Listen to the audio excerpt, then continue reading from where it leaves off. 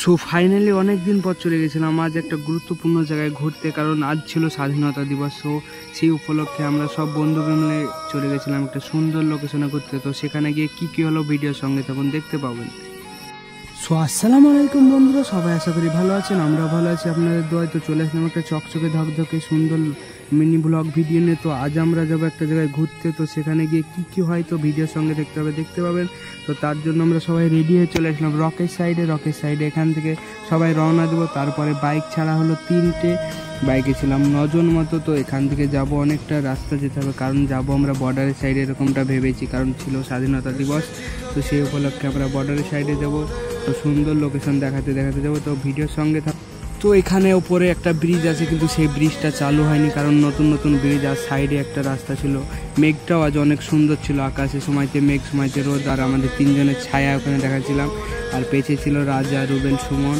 আর ওই ছায়া মানে তার পেছে আছে আমার কাকুগুলো, তারাও 3 জন আছে। তো এরকম লোকেশন দেখতে যাচ্ছিলাম। তো কাহারপাড়ায় ফাইনালি চলে আসলাম। তো কাহারপাড়ায় চলে আসার পর প্রচণ্ড পরিমাণে ভিড় ছিল সেখানে। তো ভিউটা অনেক সুন্দর ছিল, চারিদিকে মেঘ আবহাওয়া, আর গরু পার করছিল এটাই যাচ্ছে। তারপরে কিছু ভিউ পাচ্ছিলাম, মানে রিয়াকশন, যেগুলো হয়তো রিয়াকশনের সাথে চলে এসেছিলাম আমরা আরও সাইডের দিকে। তো সেদিকে যাওয়ার পর মানে পুরোটা যেটা হয় বর্ডার পার হয়ে আমরা চলে আসলাম। আর ওইদিকে বাদলের ভিতর দিয়ে যে রোদ্রুটা এসেছিলো, অনেক সুন্দর ভিউ ছিল সেই এরিয়াটায়।